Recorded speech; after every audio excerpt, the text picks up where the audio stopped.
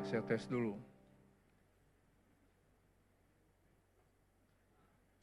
Oke. Shalom. Apa kabar saudara? Masih hidup? Masih semangat? Masih bersyukur kepada Tuhan. Amin. Nah, tanggal 17 ini kita akan merayakan ulang tahun kemerdekaan negara kita yang ke-77. Yang menetapkan tema pulih lebih cepat dan bangkit lebih kuat. Pulih lebih cepat dan bangkit lebih kuat tentu ada kaitan dengan pandemi COVID-19 yang telah berlangsung lebih dari 2 tahun. Kita tidak tahu kapan akan berakhir menjadi endemi, yaitu dianggap sebagai flu biasa saja. COVID sudah merenggut nyawa lebih dari 6 juta manusia di dunia dan lebih dari 156.000 orang di negara kita. Kerugian ekonomi dunia lebih dari 50.000 triliun rupiah. Belum selesai corona sudah muncul virus monkeypox. Apa monkeypox? Cacar monyet katanya, nggak tahu dari mana asalnya, yang sudah merebak di 75 negara. Apa kita tidak lelah berjalan sepanjang tahun ini dalam situasi yang seperti ini? Saya bersyukur kepada Tuhan, tanggal 17 Juli yang lalu, tiba-tiba badan saya meriang. Ya, kemudian tes PCR, tanggal 16 saya tes antigen negatif, tapi tanggal 17 masih ada meriang dikit, cek rumah sakit positif. Ya, karena terdaftar di Peduli Lindungi, kemudian ada terus masukan WhatsApp dari Kemenkes harus isoman selama 10 hari. Isoman 10 hari saya kena, istri saya juga kena, anak saya juga kena, 3 orang kena. Ya. Tapi bersyukur kepada Tuhan, kami boleh melewati semua itu masih sehat lagi. Padahal di usia 75 ini, saya 75 tahun sekarang, sudah melewati banyak pergumulan yang dahsyat. 6 tahun yang lalu, pernah mengalami tabrakan hebat. Limpa saya pecah, diambil hancur keluar. Hati saya robek. Limpa itu sistem imun, ya, yang sangat diperlukan pada situasi seperti ini. Tapi itu semua sudah lewat. Tahun sebelumnya, tahun 2015, putri kami yang tercinta juga pulang ke rumah bapak setelah bergumul dengan kanker lidah selama 1 tahun. Nah, itu adalah pukulan-pukulan yang sesungguhnya berat, tapi Tuhan beri kekuatan berdiri teguh. Tuhan beri kekuatan untuk pulih dan bangkit makin kuat, makin kuat. Selama saya lagi isoman 10 hari yang lalu, tiba-tiba saya dengar ada Crazy Rich, umur 45, rumah sakit punya, duit punya.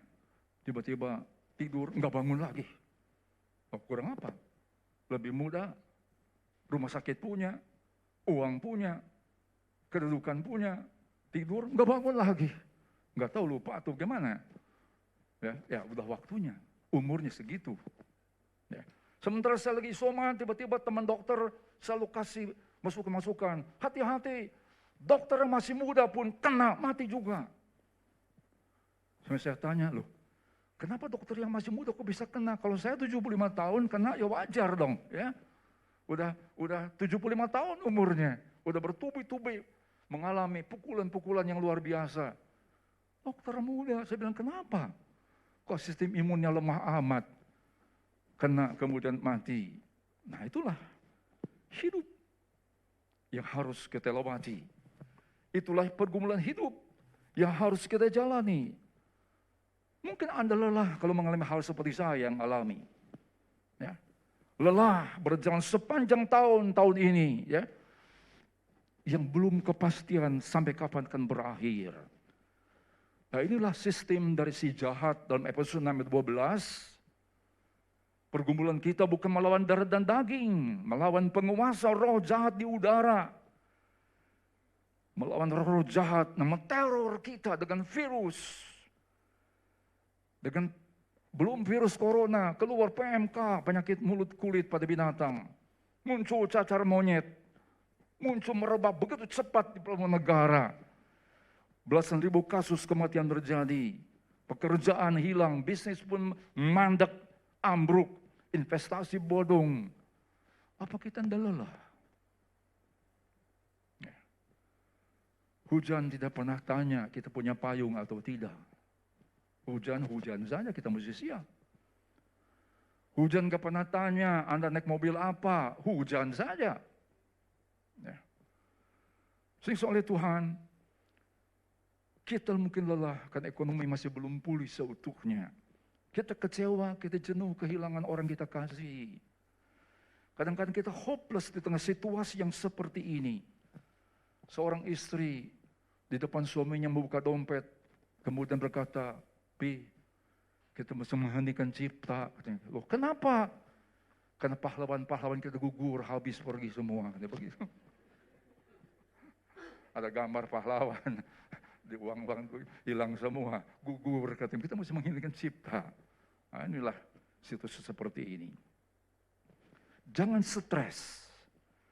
Saat situasi tidak beres, jangan surut langkah saat hidup makin susah. Jangan tidak ibadah saat ekonomi makin parah. Bagaimana kita pulih lebih cepat dan bangkit lebih kuat? Kita buka Filipi 4 ayat 1. Filipi 4 ayat 1. Karena itu saudara-saudara yang kukasihi dan yang kurindukan, sukacitaku dan mahkotaku, berdirilah juga dengan teguh dalam Tuhan. Hai saudara-saudaraku yang kukasihi. Dengarkan firman Tuhan. Ya. Firman Tuhan bilang, kekasih-kekasihku yang kurindukan, sukacitaku, mahkotaku, my joy, my crown. Jangan stres saat sesuatu tidak beres. Berdirilah teguh. Dan di ayat 1 ini di permulaan dikatakan karena itu. Karena apa karena itu? Di pasal 3 ayat yang ke-20 Paulus menulis, karena kewargaan kita ada di dalam sorga. Dan dari situ juga kita menantikan Tuhan Yesus Kristus sebagai juru selamat. Karena itu, karena apa? Kewargaan kita di sorga, bukan di sini. Di mana-mana juga di dunia ini kalau bukan warga aslinya, hidup ini penuh dengan ketidaknyamanan. Nah, lihat sekarang saat COVID merebak, tuduhan Amerika, ya terus langsung ke Cina, kemana aja, warga Asia pokoknya, ya nggak dibedakan lagi Cina apa Asia yang sipit-sipit begitu, susah di sana. Diludahi, dipukulin, ada yang ditembak. Nah itu kenapa? Bukan aslinya. Wajar ya. Kalau bukan aslinya hidup ini nggak nyaman. Ada penolakan. Maka kalau situasi sulit yang kita hadapi selama 2-3 tahun ini wajar. Kenapa? Kewargaan kita bukan di sini. Kita warga negara sorgawi. Ya. Kata firman Tuhan, coba renungkan. Kekasih yang dirindukan. Tuhan menulis, Anda adalah kekasih-kekasih yang selalu dirindukan oleh Tuhan. Anak muda punya ungkapan-ungkapan kalau lagi sayang-sayangan. Apa sih yang enggak buat kamu? Kan begitu. Ya, anak muda biasanya tuh kalau si ceweknya minta, jemput dong nanti. Mampir dong ke sini, mampir dong ke sana.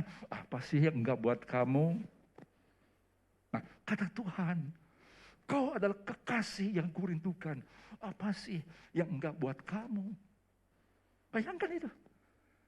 Renungkan, jangan stres. Jangan susah. Kalau sedang sayang-sayangan, lagi duduk, ingat kamu. Ya? Lagi jongkok, ingat kamu. Oh, Tuhan selalu ingat kita. Amin. Beri kemuliaan bagi Dia. Tuhan selalu ingat kita. Anda adalah sukacita dan mahkota kesayangan Bapa di sorga. Anda adalah signature-nya Tuhan. Anak muda ngerti ya, signature. Kalau kita ke restoran, apa sih signature-nya? Makanan unggulannya, minuman unggulannya. Anda signature-nya Bapa di sorga. Ya, coba lihat. Pernah lihat foto ini enggak? Apa yang aneh? Apa yang aneh itu? Hah? Rambutnya. Rambut seorang Jokowi tiba-tiba turun ke bawah. Istri yang sayang sama suaminya lihat dari bawah lagi duduk nih ya. Si bapak ada di podium. Istrinya bisikin ajudan. Kasih tahu bapak. Betulin rambutnya. Dimonitor. Ya. Cakep tidak. Bagus tidak. Dimonitor oleh sang istri. Ada yang kira-kiranya bikin nggak nyaman, kasih tahu tuh. Bapa di sorga memonitor kita. Engkau adalah sukacita, my joy kata firman Tuhan, my crown. Diperhatikan, Anda signature-nya Tuhan, unggulannya Tuhan, diperhatikan, tidak akan dibiarkan begitu saja. Stand firm in Christ. Karena itu, berdirilah teguh dalam Tuhan. Jangan goyah saat susah. Nah, untuk itu yang pertama, kita mesti mengerti apa artinya berdiri teguh. Kata berdiri teguh, steiko, itu artinya to be firm, kuat, kokoh. To persevere, bertahan lewat kesulitan. To keep one standing, terus berdiri. Kayak prajurit-prajurit itu, ya kalau lagi jaga ya berdiri terus dia. Nggak bisa minum kopi. Hujan angin pun dia berdiri terus. Suka lihat tuh, apa polisi-polisi di Inggris tuh di depan istana, ya suka dimainin, digodain, dia tetap kan berdiri terus begitu. Keep one standing, berdiri teguh, terus berdiri. Ini pelajaran dasar silat, bela diri. Sebelum tahu jurus apa, yang dilatih bisa berdiri kokoh atau tidak. Supaya apa? Ditendang tetap berdiri. Bergeming, tidak goyah. Didorong kuat, ditendang tetap berdiri. Berdiri teguh adalah pelajaran dasar sebenarnya dalam kekristenan. Lihat gedung ini.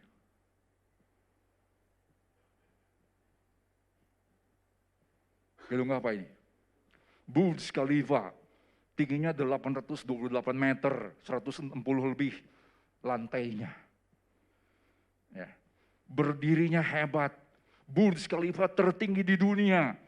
Bertahan dari cuaca ekstrim, panas dan dingin di gurun. Kecepatan angin dan badai pasir.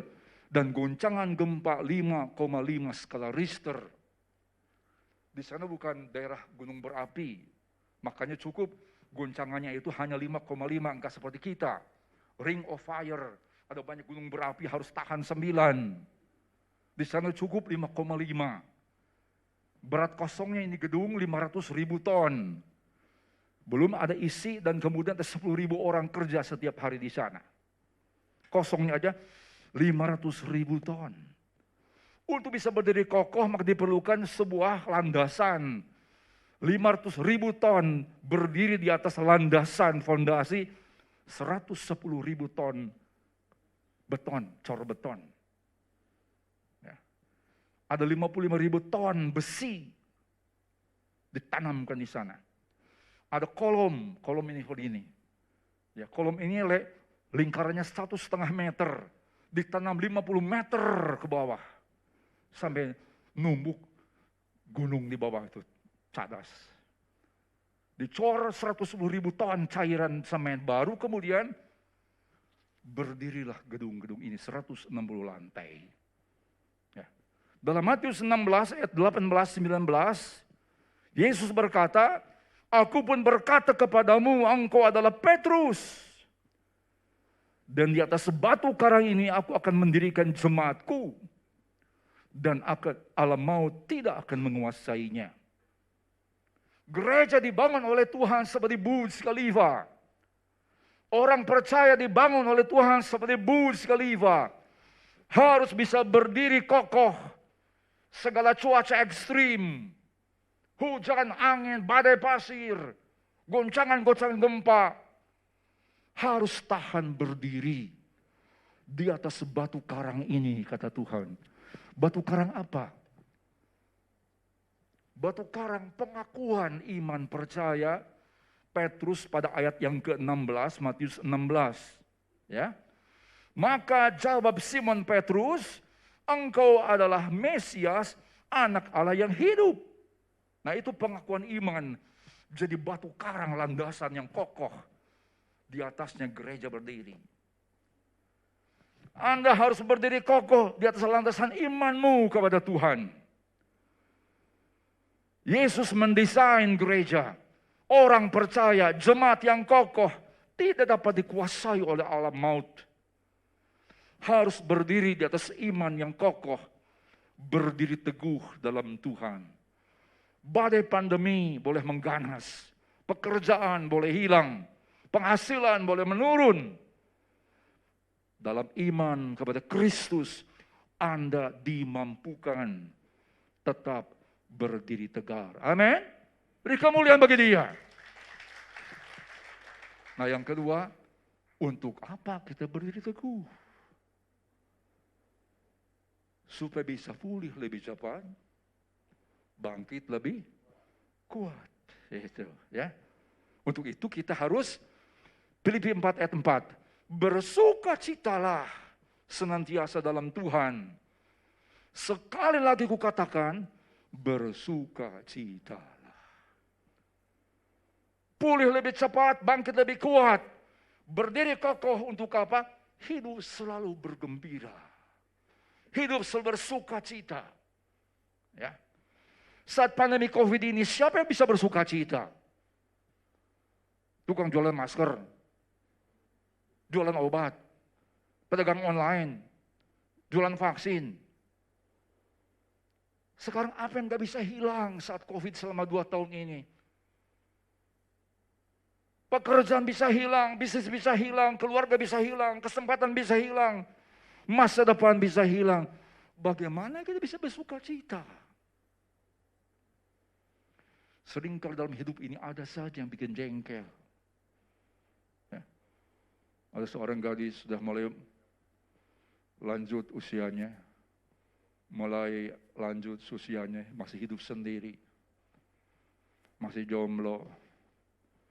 Dia cerita sama temannya, "Gue suka jengkel deh." Katanya, "Kenapa?" "Kalau di pernikahan suka ribut aja itu orang tua. Siapa nyusul, siapa nyusul, siapa nyusul." Di depan gue ngomongnya itu katanya. Jomblo. Dia bilang, "Siapa nyusul?" Jengkel gue katanya.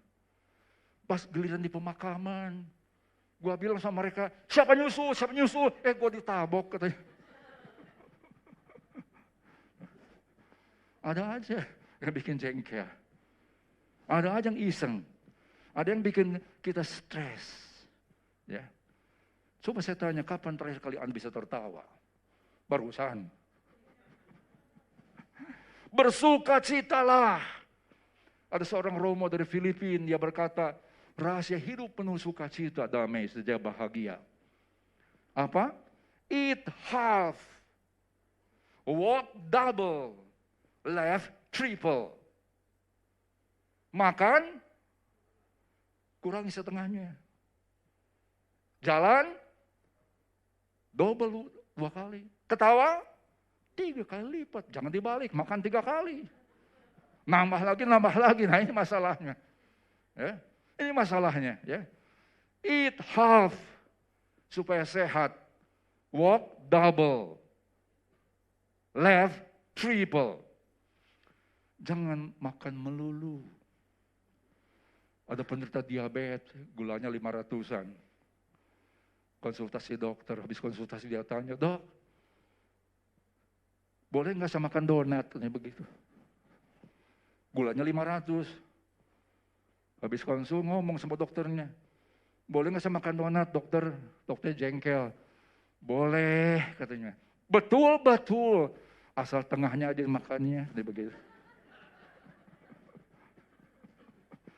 Donat bolong makan apa setengahnya. Nah ini ya.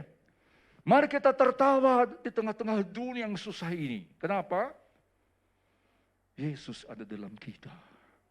Roh sukacita ada dalam kita. Amsal 17 ayat 22. Hati yang gembira adalah obat yang manjur, tetapi semangat yang patah mengeringkan tulang. Nah bayangkan coba. Stres, semangat yang patah, down, tulang jadi kering. Anda tahu fungsinya tulang itu? Ya. Dalam tulang yang besar, tulang panggul, tulang belakang, ada sumsum. Kalau hati gembira, tulang jadi segar. Sumsum itu pabriknya darah.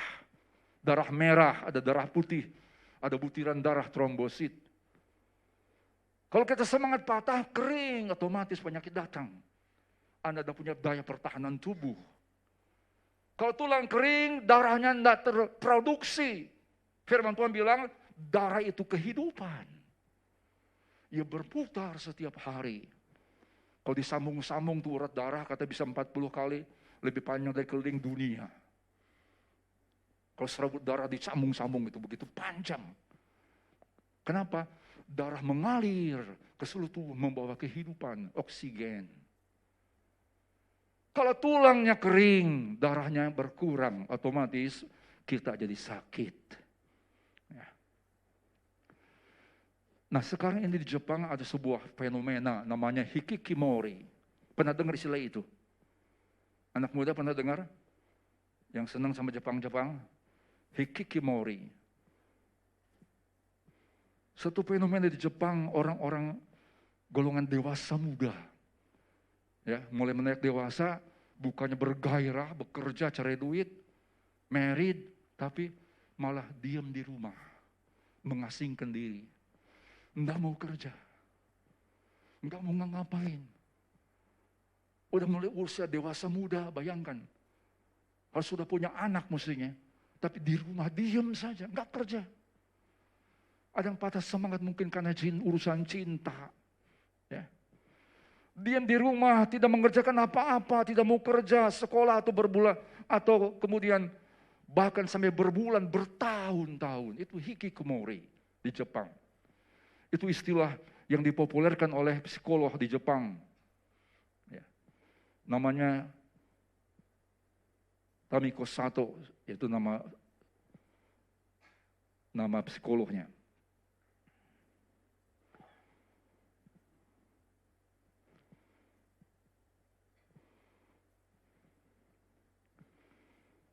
Psikolog namanya Tamaki Saito, di awal tahun 2000-an sudah muncul gejala seperti ini.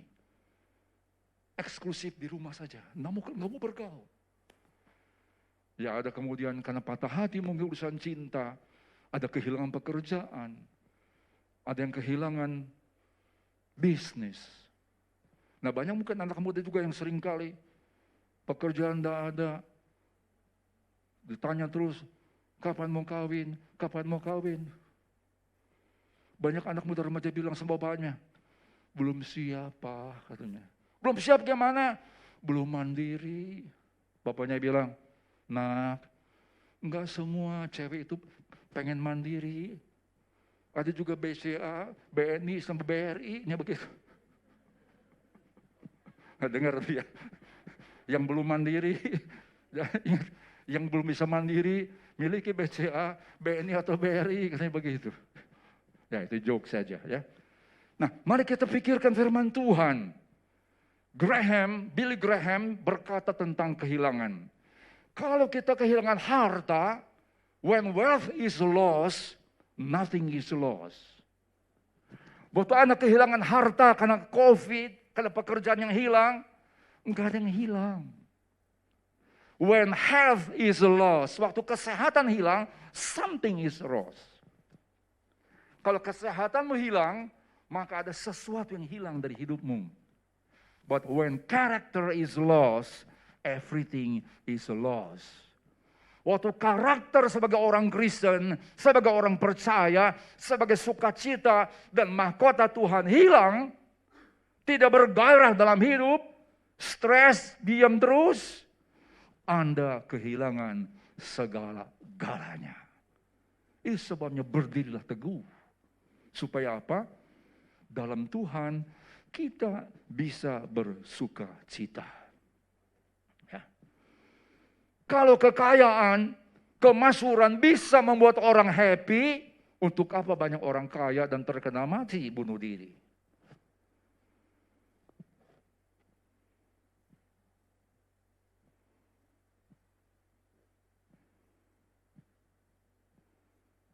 Berikutnya siapa nih? Loh, kenapa dia balik lagi? Setelah ini, ada yang tahu? Ada yang kenal? Mungkin suka ke mall di sini. Anthony Bourdain, chef kelas dunia. Bukunya laris kayak kacang goreng. Jalan-jalan juga dibayar dia. Makan dimanapun dibayar dia. Ceramah pun dibayar dia. Keliling dunia pun dibayar dia. Kekayaan makin banyak. Siapa bilang fame, kemasyhuran, fortune, kekayaan, keberuntungan bisa bikin orang bahagia? Anda tahu dia bunuh diri, matinya gantung diri. Hanya di dalam Tuhan engkau bisa berdiri teguh dan bersuka cita. Karena engkau adalah kekasih yang dirindukan, sukacita dan mahkota Tuhan. Nah, mari kita lihat selanjutnya. Enggak cuma buat bersuka cita, berdirilah teguh di ayat yang kelima, Filipi pasal 4. Hendaklah kebaikan hatimu diketahui semua orang. Tuhan sudah dekat.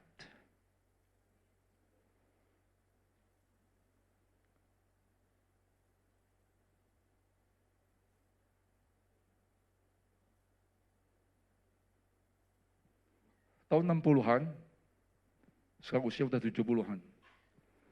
Tahun 60-an, ada gadis di India namanya Citra.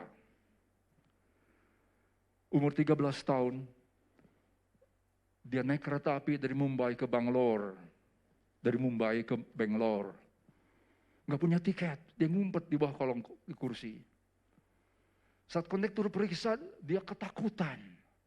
Nggak punya tiket, mau diturunin. Tiba-tiba ada seorang ibu yang bilang, tiketnya aku yang bayar. Kemudian itu ibu duduk di samping si Citra, ngobrol.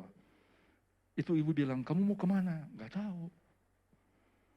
Anak gak ada keluarganya, gak punya rumah. Kata ibu itu, namanya Ibu Usha Gata Charya. Dia berkata, ikut aku ke Bangalore. Kemudian di sana dititipkan di satu LSM untuk dirawat. Setelah itu 20 tahunan tidak pernah ketemu. Di tahun 1980-an, Ibu Usha ini seorang dosen, Usha Bata Charya, diundang untuk kasih kuliah di San Francisco. Setelah saat dia lagi makan di restoran, setelah selesai, yang mau bayar itu makanannya, si-nya bilang, waitressnya, udah dibayar. Loh, siapa yang bayar? Nah itu orangnya. Dia lihat, loh ada sepasang suami istri. Kenapa kau bayar makanan? Dia belum kenal. Kenapa kau bayar makananku? Si istri bilang begini, makananmu lebih murah dari tiket Mumbai ke Bangalore. Langsung ingat Kamu Citra. Aku bukan Citra sekarang. Namaku sekarang Sudha Marti. Ini suamiku. Narayam Marti, seorang founder dari Infosystem dengan kekayaan 4 miliar US dollar. Cerita bukan berakhir di situ. Nah, ibu yang sekarang berusia 70 tahun ini, Sudha Marti, punya anak. Punya anak, namanya Aksata Murti. Aksata Murti adalah istri dari seorang politisi Inggris, calon terkuat untuk jadi Perdana Menteri Inggris, Rishi Sunak. Nah, ini mertuanya. Ya. Sebuah tiket telah membuat seorang gadis yang tak punya masa depan, tidak tahu mau apa, mau kemana, mau tinggal di mana, menjadi seorang sarjana. Kemudian dia punya perusahaan bersama suaminya Infosystem di India, dan melahirkan seorang gadis yang suaminya Rishi Sunak, calon terkuat PM Inggris. Bayangkan. Kata Filipi 4 ayat 5, biarlah kebaikan hatimu diketahui semua orang. Tuhan sudah dekat. Kita tidak tahu seberapa dekat Tuhan akan datang. Masih ada kesempatan. Jangan bergumul dengan masalahmu sendiri. Lihatlah ke bawah. Banyak orang lebih susah dari kita. Lihat ke samping, lihat ke kanan, ke kiri, ke muka, ke belakang, lihat ke bagian bawah. Banyak orang susah. Kita bisa berbuat sesuatu. Kebaikanmu biar diketahui semua orang. Tiap hari saya suka buka status WhatsApp.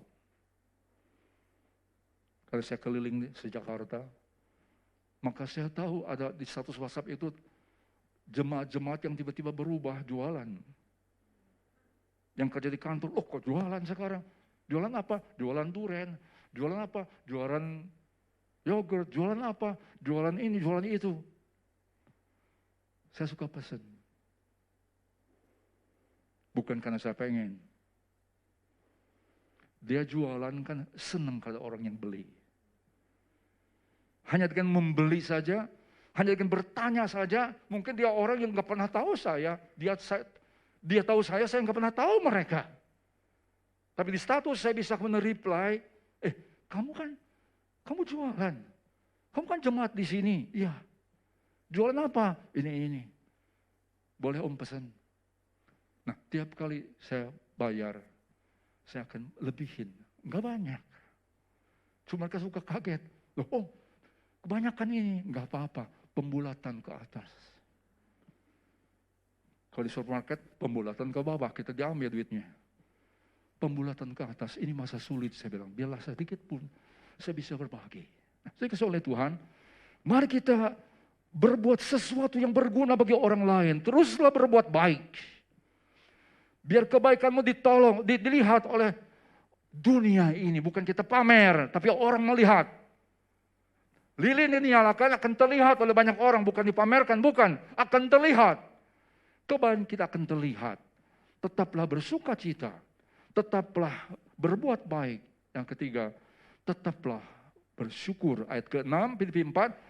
Janganlah hendaknya kamu khawatir tentang apapun juga. Tapi nyatakanlah dalam segala hal keinginanmu kepada Allah dalam doa dan permohonan. Dan ucapkan syukur. Mari kita syukuri apa yang masih ada. Mungkin banyak sudah hilang, tapi masih ada. Hitungnya masih ada. Syukuri itu. Seorang kaya dari jendela rumahnya lihat ke halaman, ada tempat pembuangan sampah, ada orang miskin lagi ngais-ngais sampah, cari makanan. Orang kaya bilang, aku bersyukur. Enggak seperti orang miskin itu. Lagi orang miskin mengais-ngais sampah, dia lihat pengemis compang-camping jalan kurus kering. Si orang yang sedang mencari makanan bilang, aku bersyukur. Enggak seperti pengemis yang kurus kering compang-camping. Si pengemis yang sombang-camping ini, yang kurus kering, saat ia sedang berjalan mau minta-minta, lihat ada mobil lewat, ambulans, ngeong, ngeong, ngeong. Dia bilang, aku bersyukur, aku masih sehat, nggak sakit. Ambulans sampai di rumah sakit, kemudian diturunkan kereta dorong, berpapasan kereta jenazah. Yang sakit bilang, aku bersyukur, aku masih hidup. Yang udah mati ngomong apa? Yang nggak bisa ngomong apa-apa. Nah, mumpung masih hidup, bersyukurlah, amin. Bersyukurlah sebab Tuhan baik. Bersyukurlah Tuhan pelihara kita. Bersyukurlah bahwa dalam segala perkara Dia tidak pernah meninggalkan kita sampai selama-lamanya. Ada sebuah buku yang saya tulis judulnya Reaching the Star in His Time.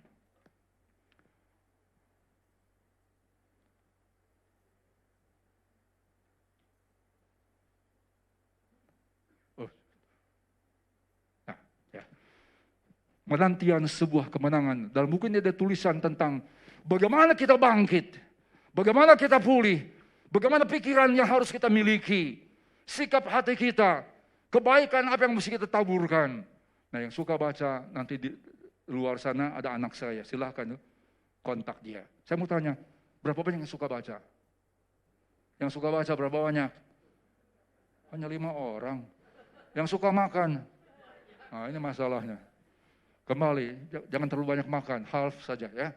Tapi bacalah firman Tuhan, ini ada pengajaran firman Tuhan, Tuhan memberkati kita. Tundukkan kepala kita.